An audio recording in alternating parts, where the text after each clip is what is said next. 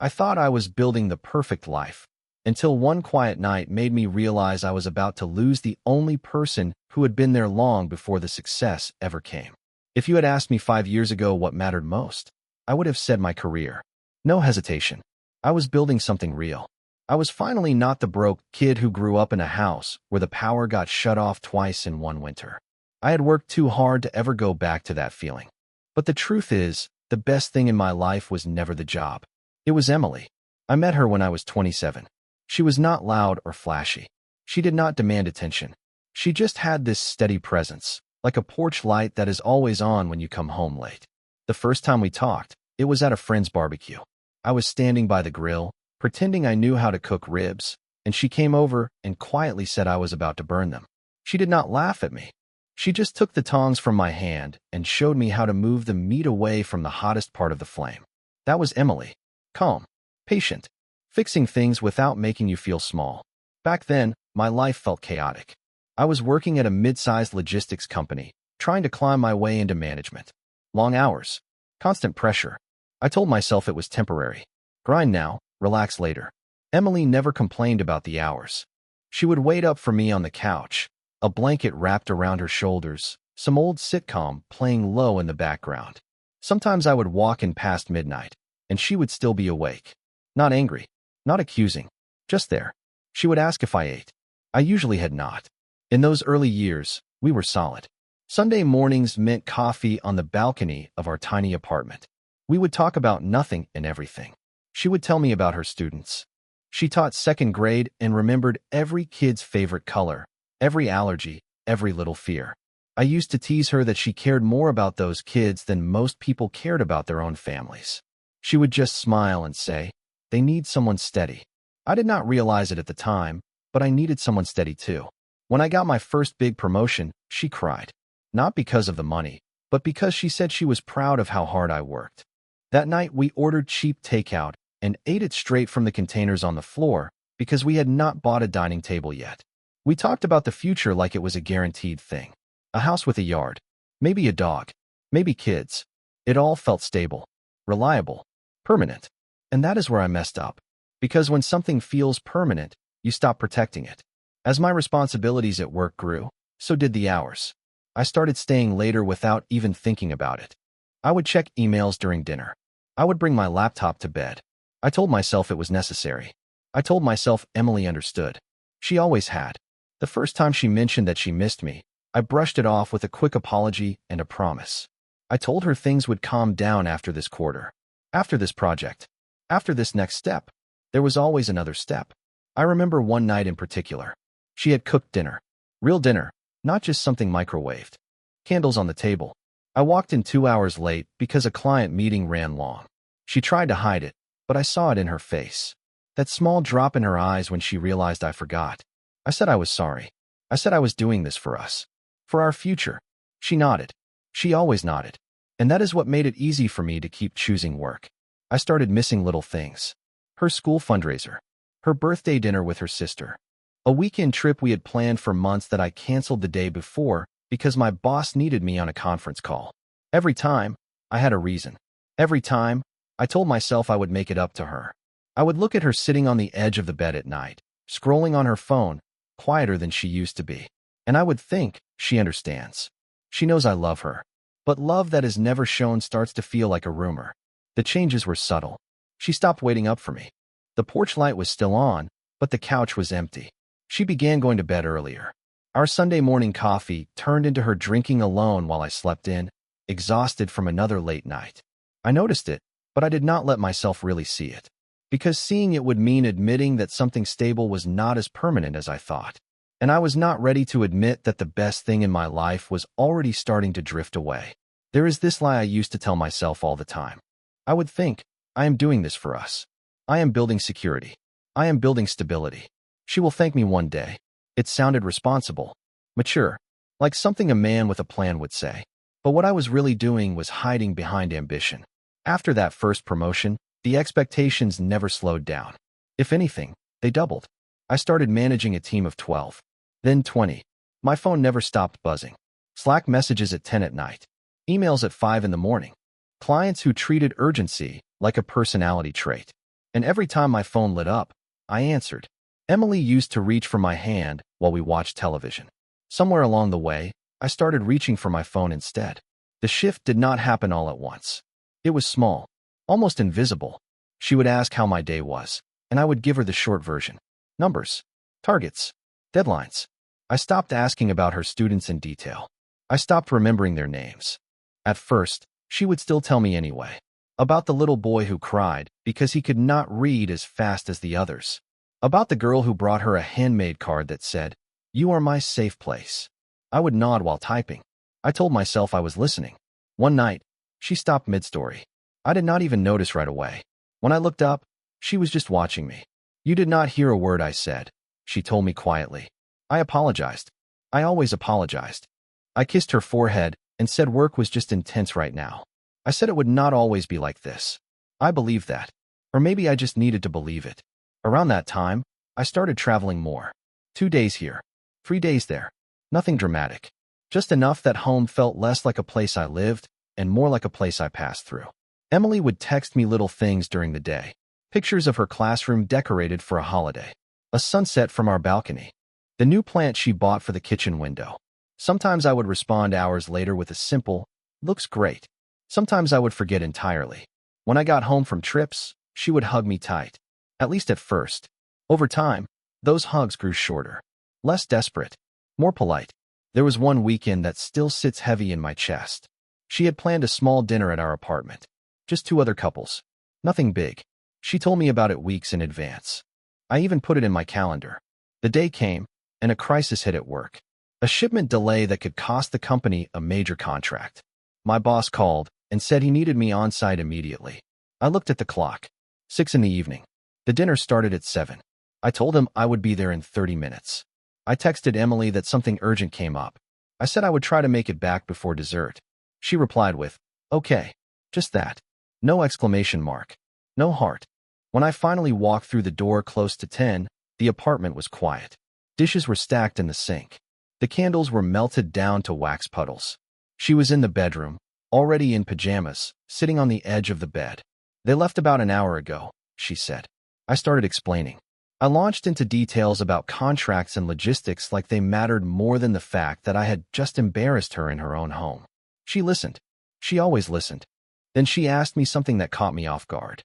"If you had to choose," she said, "between this job and me, what would you pick?" I laughed at first. I thought she was being dramatic. "That is not fair," I told her. "I am doing this for us." She nodded slowly, but her eyes looked tired. Not angry, just tired. "I know," she said. "That is what you always say." That was the first time I felt a flicker of something I did not want to name. Fear. But I buried it fast. Because in my head, she was steady. She was not going anywhere. She loved me. We had history. We had plans. You do not lose something like that overnight. That is what I thought. I started justifying everything. When she stopped asking me to come to certain events, I told myself she was trying to make things easier for me. When she began spending more evenings at her sister's house, I assumed she just needed girl time. I did not see it as distance. I saw it as flexibility. One morning, I woke up and she was already dressed for work. She used to kiss me goodbye before leaving. That day, she just grabbed her bag. I asked if she was okay. She said she was fine. And maybe that was the most dangerous word of all. Because when someone who used to fight for your attention goes quiet, it does not mean they are okay. It means they are getting used to not needing you. I still believed we had time. I had no idea how close I already was to running out of it. There is a specific kind of loneliness that creeps in while you are still technically in a relationship. It is not loud. It does not slam doors. It just rearranges the air in the room. Emily stopped asking when I would be home. She stopped waiting for updates. At first, I thought that meant she had finally adjusted to my schedule. I told myself this was healthy. Less pressure. Less guilt. What I did not realize was that she was slowly building a life that did not revolve around me anymore. She started going to the gym after work, joined a weekend book club, spent more time with her sister and her husband. I would come home and find the apartment clean, dinner already eaten, leftovers in the fridge with a sticky note that said, "Heat for 2 minutes." No anger. No accusations. Just independence. One Friday night, I came home earlier than usual because a meeting got canceled. I expected her to be there. Instead, the apartment was empty. The lights were off. I checked my phone. No missed calls. No messages. An hour later she walked in, laughing softly at something on her phone. She looked surprised to see me sitting on the couch. "I did not know you would be home," she said. I realized I had stopped telling her when I would be home. I had trained her not to expect consistency. She told me she had gone to dinner with a few teachers from school. A new guy had joined their staff. She mentioned him casually. Said he seemed nice. Easy to talk to. The word easy stuck with me. Nothing about me felt easy anymore. I nodded, asked a couple of surface-level questions, then drifted back to checking emails. I told myself I was being mature. I was not the jealous type. But something shifted in my chest that night. Over the next few weeks, she mentioned him a few more times. Nothing inappropriate. Just stories from work. Inside jokes from the teacher's lounge. I noticed she smiled more when she talked about school than when she talked about us. One evening, she was sitting at the kitchen counter grading papers. I walked up behind her and wrapped my arms around her waist. It felt unfamiliar, like I was hugging someone I had not seen in years. She leaned into me for a second. Then she gently pulled away. "I have to finish these," she said softly. It was not rejection. It was distance. And for the first time, I felt something close to panic. But instead of confronting it, instead of asking what was happening, I did what I always did. I told myself I would fix it later. When things slowed down. When I had more time. I did not understand that later was already slipping through my fingers. The moment everything started to feel real did not come with yelling. It came with a calendar reminder. Our anniversary. 8 years together. I had known it was coming. It had been sitting in my phone for weeks. I even told myself I would plan something decent this time. Nothing fancy. Just thoughtful. That morning, I woke up to an email marked urgent from a client threatening to pull a contract. My stomach tightened. By 9 in the morning, I was in crisis mode, pacing the office, juggling calls. Around noon, Emily texted me. "Still on for tonight?" I stared at it longer than I should have. I had completely forgotten we had made dinner reservations. I typed back. Work blew up. Might be tight. She did not respond for over an hour. When she finally did, it was just, okay. I told myself we could celebrate another night. Anniversaries were symbolic anyway. What mattered was the long term. That is what I believed. I got home close to 11. The apartment was dark except for a single lamp in the living room. There was a small gift on the coffee table, wrapped neatly, my name written in her careful handwriting. She was sitting on the couch, not crying, not angry, just quiet. I apologized immediately, launched into the usual explanation about contracts and responsibility and how this was for our future. She listened without interrupting. When I finished, she asked me something that cut deeper than anything she had ever said. "Do you even want this future anymore?" I blinked. "Of course I do." "With me?" she asked. The room felt smaller. I said yes too quickly. She nodded, but there was no relief in her expression. "Because it feels like I am the only one still in it." I sat down across from her. For the first time in a long time, I did not have a defense ready. She told me she felt alone. Not single, not abandoned, just alone. Like she was living beside me instead of with me. "I stopped telling you things because you do not hear them," she said. "I stopped asking you to come places because I already know the answer." That panic I had been ignoring finally surfaced fully. I asked if there was someone else. She hesitated. And that hesitation hit harder than any accusation. "No," she said softly. "But I have been wondering what it would feel like to be with someone who shows up." The words landed heavy between us. For the first time, I saw the edge. Not a fight, not drama, just the quiet possibility that she might walk away. And I realized I did not know how to stop it. After that conversation, I did what I always do when I feel cornered. I tried to fix it quickly. The next morning, I sent flowers to her school. Big bouquet, the kind that makes a statement. I made dinner reservations for the weekend at a place she loved. I even left work early one afternoon and showed up with takeout and a bottle of wine. On the surface, it probably looked like effort, but it was panic. Emily noticed. She thanked me for the flowers. She smiled at dinner. She held my hand across the table, but there was something measured about it. Careful, like she was testing the temperature of water before stepping in. I told myself I was turning it around. Then came the twist I did not expect. One Thursday afternoon, I got a call from an unknown number. I almost ignored it. I usually do, but something made me answer. It was the principal at Emily's school. My heart dropped before he even finished his first sentence. Emily had fainted in her classroom. They thought it was stress-related. Dehydration. Exhaustion. She had been pushing herself too hard, apparently staying late at school, taking on extra responsibilities. I left work immediately. When I walked into the hospital room and saw her lying there, pale against white sheets, something inside me cracked open. She looked small, fragile. I realized I had not really looked at her in months. Not fully. I had seen her, but I had not seen her. She smiled when she saw me. "I am okay," she said. I sat down beside her and held her hand. It felt thinner than I remembered. The doctor explained it was not anything life-threatening. Just stress. Burnout. She needed rest. On the drive home later that night, she was quiet. "I did not want to worry you," she admitted. "You have enough on your plate." That sentence hit me harder than the hospital call. She had been carrying her own weight silently because she thought I was too busy to handle it. When we got home, I helped her into bed. I sat there longer than usual, watching her breathe. And then she said something that chilled me. "I do not know how much longer I can do this," she whispered. I asked what she meant. She stared at the ceiling, feeling like I am alone even when I am not. That was the moment the fear stopped being abstract. It was no longer about anniversaries or missed dinners. It was about losing her. For real.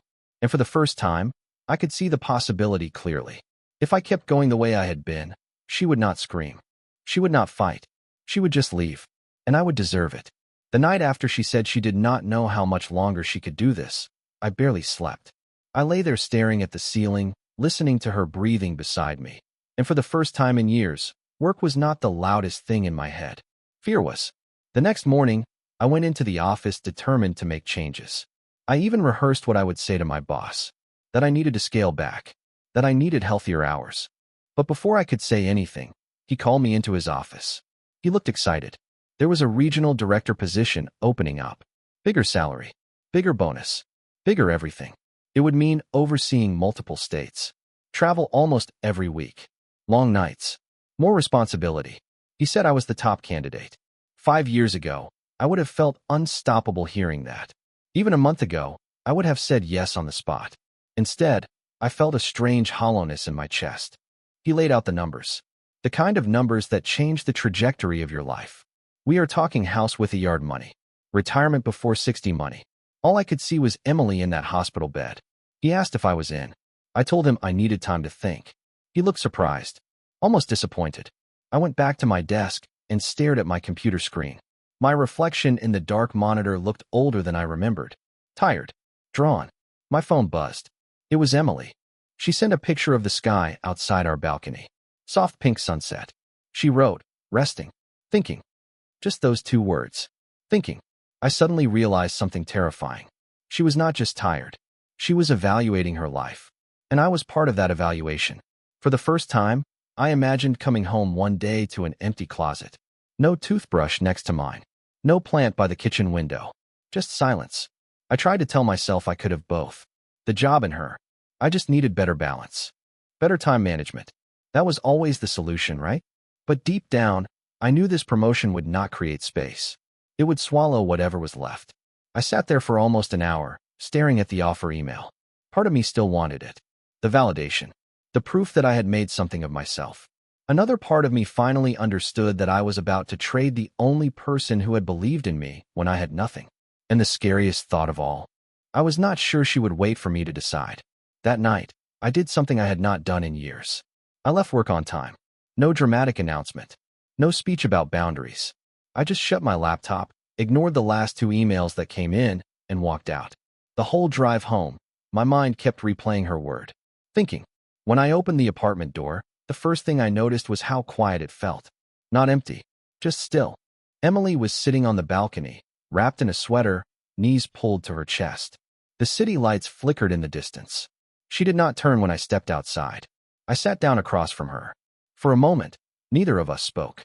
Then she said something that made my chest tighten. "I looked at apartments today." The words did not feel real at first. "What do you mean?" I asked, even though I understood exactly what she meant. She kept her eyes on the skyline. "Just to see what is out there." I needed to know I could. There was no anger in her voice. That is what made it worse. I asked her if she was planning to leave. She hesitated. "I do not want to," she said. "But I cannot keep living like this." The panic I had been holding back finally surfaced fully. I told her about the promotion, the money, the travel, the offer sitting in my inbox. I admitted that part of me wanted it more than anything. She finally looked at me then. And the other part? She asked. The other part is terrified of losing you, I said. That was the most honest sentence I had spoken in years. She studied my face like she was trying to decide if she believed me. I do not need more money, she said quietly. I need you here. Not physically. Actually here.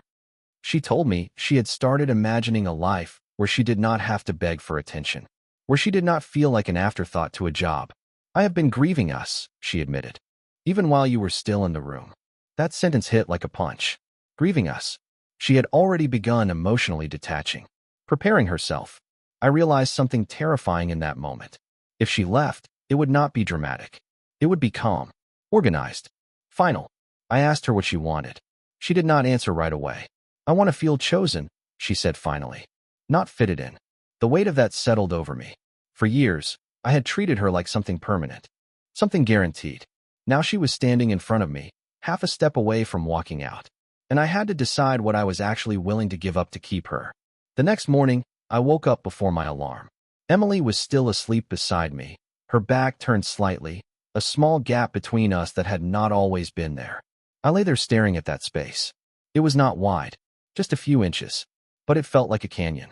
For years, I had convinced myself that love was secure as long as it was declared, as long as you said the words, as long as you shared a home and a history.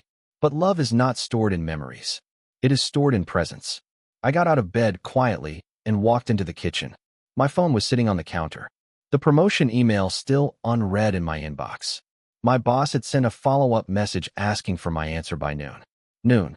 I poured myself coffee and stood by the window, watching the city wake up. I imagined two futures. In the first, I took the job. Bigger salary, bigger title, more travel.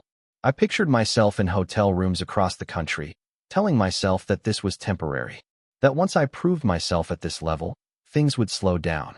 I pictured coming home to an apartment that no longer smelled like her shampoo. No plants on the windowsill. No soft laugh from the balcony. In the second future, I turned it down. I stayed where I was. Maybe even stepped back. Fewer hours. Less prestige. Slower growth. But I imagined Sunday mornings returning. Coffee on the balcony. Conversations that did not compete with email notifications. The first future looked impressive. The second one looked alive. Emily walked into the kitchen quietly, rubbing her eyes. She looked tired, but softer than she had in weeks. You are up early, she said. I have to make a decision today, I told her. She did not ask which one. She already knew. I walked over and took her hands. For once, I did not rush the moment. I did not check my phone. I did not think about the clock. I have spent years chasing the idea of security, I said. But I already had the only thing that ever made me feel secure. Her eyes filled slightly, but she stayed still. I am turning it down, I said. The words felt terrifying and freeing. She did not jump into my arms. She did not cry dramatically. She just searched my face. Are you sure? She asked. For the first time in a long time, I said yes. What I did not say out loud was that I knew this was not a magic fix. Turning down a promotion would not erase years of distance. But it was the first real choice I had made in a long time. And this time, I chose her. Turning down the promotion felt powerful for about 24 hours. Then reality settled in. The emails kept coming. The deadlines did not disappear. My job did not magically become lighter just because I had made one grand gesture. And Emily did not suddenly snap back into the woman she had been 5 years ago. That was the part one had not fully understood. You cannot neglect something for years and expect it to heal overnight. The first week after my decision, I made it a point to leave work at a reasonable hour. I silenced notifications after dinner. I asked her about her day and actually listened. At first, the conversations felt stiff, like we were relearning each other. She told me about her students again, about a little girl struggling with reading, about a staff meeting that turned into an argument. I caught myself wanting to check my phone more than once. Instead, I flipped it face down. It was uncomfortable. That surprised me. Being present should not feel like work, but it did. I had trained my brain to chase urgency. Silence felt foreign. One night, I asked her if she still looked at apartments. She nodded. I needed to know I was not trapped, she said. That hurt, but I understood it. She had spent years adjusting herself around my ambition, shrinking her needs, making excuses for my absence. Somewhere along the way, she stopped believing she could ask for more. I told her I was not expecting forgiveness all at once. I just need to know you are trying because you want to, she said. Not because you are scared. That forced me to look at something ugly. At first, I was scared. Scared of losing her. Scared of being alone. Scared of realizing that the success I chased would mean nothing without someone to share it with. But as the days passed, something shifted. I began noticing small things I had ignored for years. The way she hummed quietly while cooking. The crease in her forehead when she read. The way she instinctively reached for my hand while crossing the street, even after everything. I realized I had been living beside a gift and treating it like furniture. One evening, about 3 weeks after turning down the promotion, she came home and found me on the balcony with 2 mugs of coffee, just like we used to. She smiled. Not cautiously, not politely, genuinely. We sat there in comfortable silence. Not the heavy kind, the peaceful kind. That is when I understood something important. This was not about one decision. It was about daily ones. Showing up, over and over. Choosing her. Not once. Not dramatically. But consistently. I came closer to losing her than I ever want to admit. And the terrifying part is this. If she had left, I would have told myself it was unfortunate timing. Career pressure. Stress. I would have blamed everything but the truth. The truth is simple. I almost traded the best thing in my life for something that would never have loved me back. And I am still earning back the right to keep it. Every single day. It has been 8 months since that morning in the kitchen.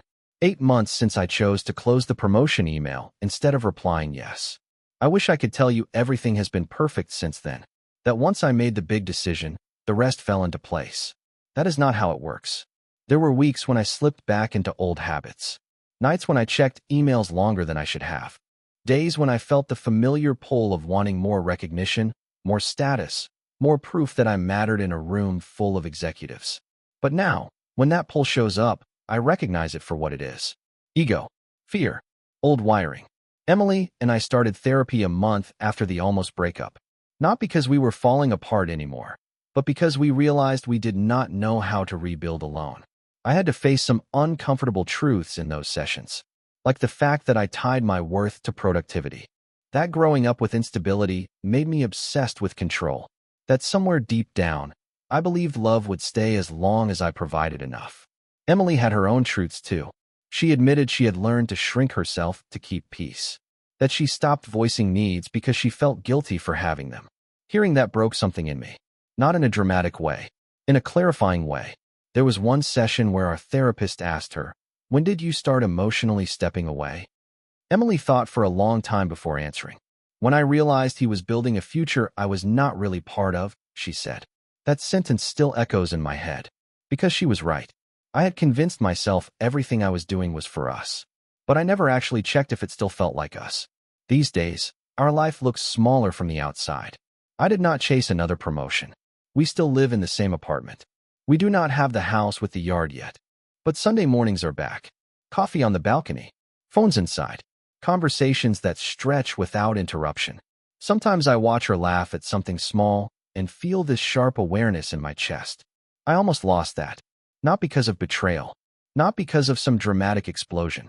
But because I treated something precious like it was guaranteed. The truth is, love does not collapse all at once. It erodes. Quietly. Patiently. Until one day, the person beside you starts looking at apartments. I do not know what would have happened if I had taken that promotion. Maybe she would have stayed a little longer. Maybe she would have left within a year. But I know this. I would have woken up eventually in a house that felt bigger and emptier at the same time. And I would have realized that everything I chased was never as important as the woman who had been sitting beside me all along. The best thing in my life was not my job. It was the person who waited on the couch with the light on. And now, every night when I walk through the door and see her there, I do not assume she will always be. I choose her. On purpose. Every day.